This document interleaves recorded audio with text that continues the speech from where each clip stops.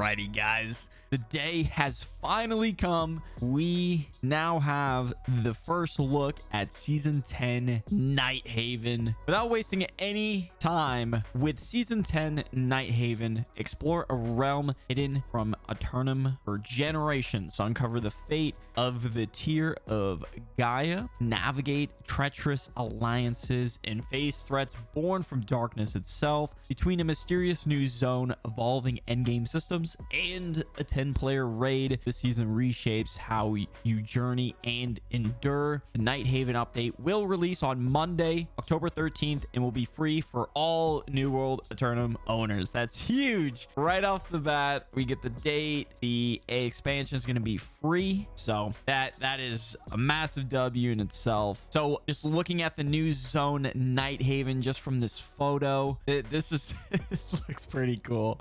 Looks pretty cool, guys. Oh man, yeah, we still have a few weeks to go, but I'm really excited for season 10, guys. So they go on to state about the new zone Nighthaven, an ancient land rich with history. Nighthaven was largely cut off from the rest of Eternum for lifetimes under the direction of its powerful king. Those few who did visit the haunting woods and mighty castles tell stories of mysterious figures, tall and lithe, engaged both in the politics of the court and in the dark hallways of the land's many ruins. These inhabitants gain both charming and welcoming, or vicious and fearsome, depending on how they view those that they interact with. They rule at the behest of their king, carving out pieces of the land that they oversee on his behalf. There are also stories of monstrous creatures that seem to exhibit the qualities of both man and beast. Although they have largely been known to stalk the dark forests and hills of Nighthaven, they have recently become bolder, becoming a more ever-present threat. Nighthaven is a land shrouded in mystery where the dark holds sway over the light. Power lies deep in the catacombs and ruins of this land. To those who are bold and brave enough to venture there, discover the secrets hidden in the shadows of these ancient halls and use them to comfort the threats, endangering not only the people of Nighthaven but the whole of Eternum as well. This is awesome, man. I'm glad, you know, we get a new zone, new raid, and I really like this theme, you know, like the werewolves, vampires kind of thing. This is really cool. Yeah, just another image here to show you guys. And if you guys saw like the leaks and stuff, just the scale of this zone is massive. So yeah, that's gonna be awesome. So a new story, the Tear of Gaia. After the events of Elysian Wilds, Morgan left with the Tear of Gaia to sequester it somewhere safe away from ambitious intent. However, it seems that her journey was met with ill fortune and the Tear has gone missing. She is once more turning to the Soul Warden in an attempt to recover the Tear and keep the world safe from whatever nefarious intent may be planned for it. Travel within the newly discovered land of Nighthaven and engage the enigmatic and mysterious figures that call it home as you search for the divine artifact. Search through ageless ruins and the facades of opulence as you work to uncover the truth of what is happening in this isolated and reclusive land. But be wary, as trust is a commodity in short supply throughout Nighthaven.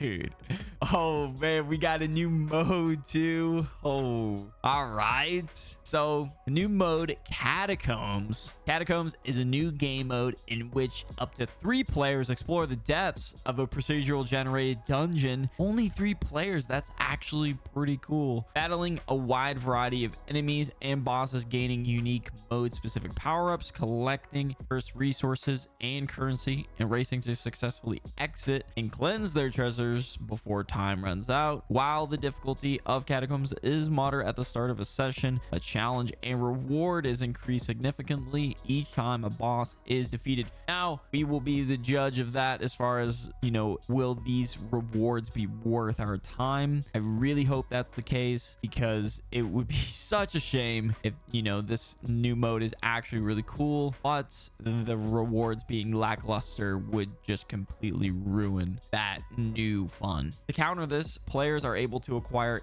in-mode power-ups that enhance their stats and abilities. With each boss defeated, players must decide between pushing further into the catacombs for even greater rewards or safely make their exit before time runs out. Failure to make a safe exit results in loss of the vast majority of the treasures collected, but only one player needs to safely exit to avoid this. Interesting. Okay. So yeah, if members of your party die and there's one left, he manages to get out. That's actually not bad. Not a bad mechanic for this new mode. Pretty cool. Definitely check that out. Oh, this must be another image of the catacombs. Okay.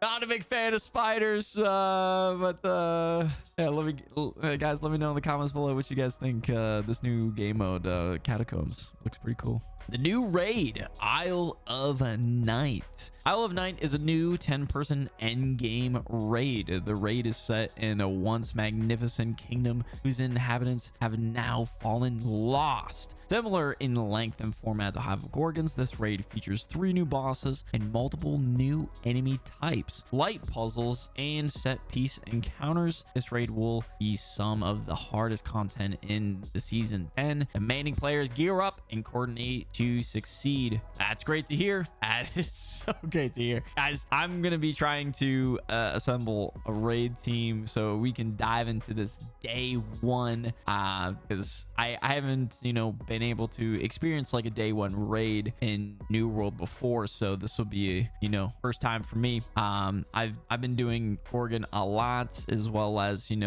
Sandworm raid, so I'm really excited to attempt this day one. Overhauled endgame progression. Nighthaven brings with it numerous game-wide changes to systems, progression, gearing, and rewards. Our goal with these changes is to form a connective tissue that motivates a variety of play in endgame activities and enables players to customize their loadouts in ways they never could before, to discover unique and powerful combinations of equipment. The level cap to 70, called it. Gear score max to 800. This was really cool that they're doing this. In the future though, I probably wouldn't go any further as far as like gear score and stuff. I think this bump up will be enough, but yeah, I like the little bit of a level increase. Gives us something to do, a little bit of leveling and whatnot. So along with the level cap increase, gear scores raising from 725 to 800. PvP modes, which currently scale gear to 700, will now scale to 775. That's pretty cool. I like that. New gear modding system, perk charms.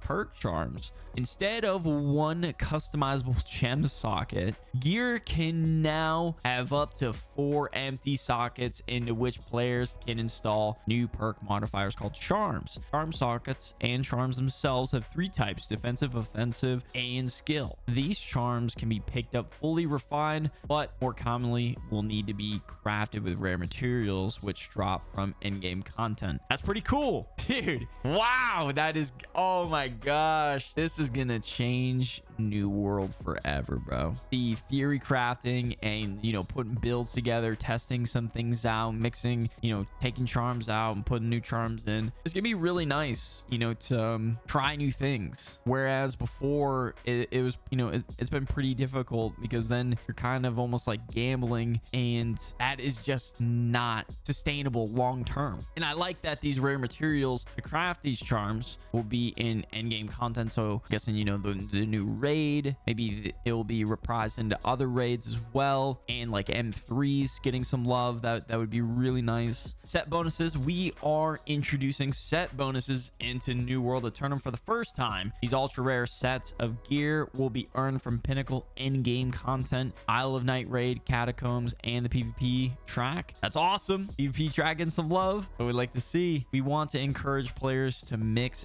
and match these sets to achieve their desired build type, so they aren't all or nothing. Set bonuses come in 2 types. So some bonuses activate at 2 equipped pieces and then get better at 4 equipped pieces, 2 out of 4, and some only activate at at 3 pieces and then get better at 5 pieces. So yep, 3 out of 5. This means there are 7 possible combinations of stat bonuses configurations. It's up to you to decide the best combination of effects that best suits your unique playstyle. Awesome. Love to hear it. I can't wait. I'm gonna be, you know, grinding that PvP track. You know, like I said, we're gonna dive into the raid day 1. Hopefully we will be able to clear that. But it's looking really cool so far, not gonna lie. And of course, yeah, we touched on this, I think it was like back in July when they gave us, you know, a few sneak peeks, and you know, the Umbral system was returning to round out the long-term chase. We've ushered in a new generation of Umbral shards. This means that all gear in the new paradigm stays viable and upgradable with Umbrals rather than the clunky system at the gypsum kiln. I like that.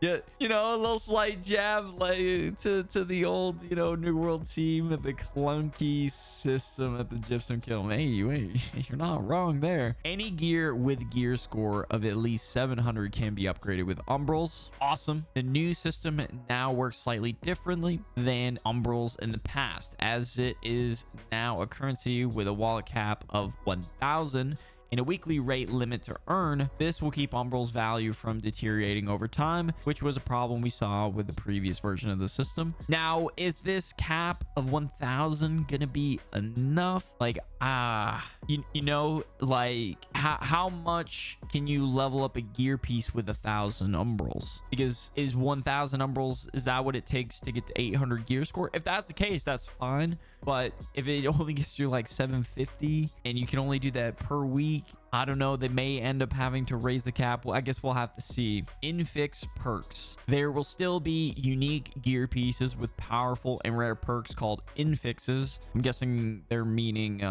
illegal perk combos. It's odd that they went with infixes.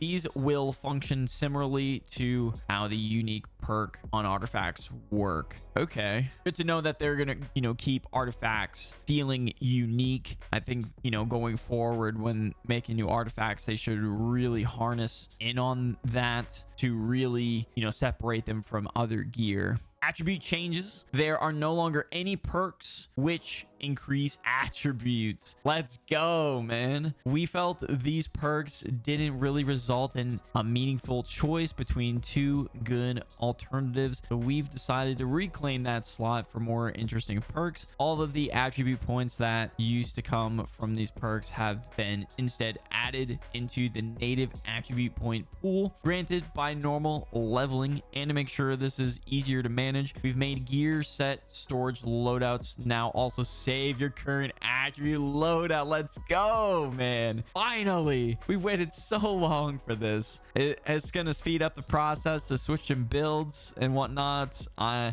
mean, I'm probably the worst when it comes to switching builds mid-match, you know, and just switching stuff out. So this will definitely speed up the process for someone like me. The attribute perks on existing gear have been replaced with other perks of relatively low power, since players will keep the power the attribute perks used to yield. And then with perk design, we've done a complete sweep through our collection of perks and made some structural changes. Our goal is to make perk selection conditional and thoughtful and eliminate must-have perks that simply raise the critical combat numbers like damage, stamina, and cooldown reduction without some kind of meaningful drawback. Whoa, hold up. Oh man, I thought they were gonna go in more in depth on that. All right. Oh, we got a sneak peek on the new OPR map, the Tower. Okay, the Tower rises above the mists, a gothic fortress fusing ancient magic and engineering brilliance atop a mountain peak, battled across 3 vertical layers of dark grandeur, from the commanding castle heights to the corrupted depths below. Jump pads and strategic pathways create constant warfare, while 3 capture points drive the action. Underground passages hide valuable mines and fearsome arenas, providing tactical options and game-changing resources. This 20v20 battlefield, victory belongs to those who can master both the heights and depths of combat. Now, big question: is this map going to be the same size as Coral Divide? If so I am worried.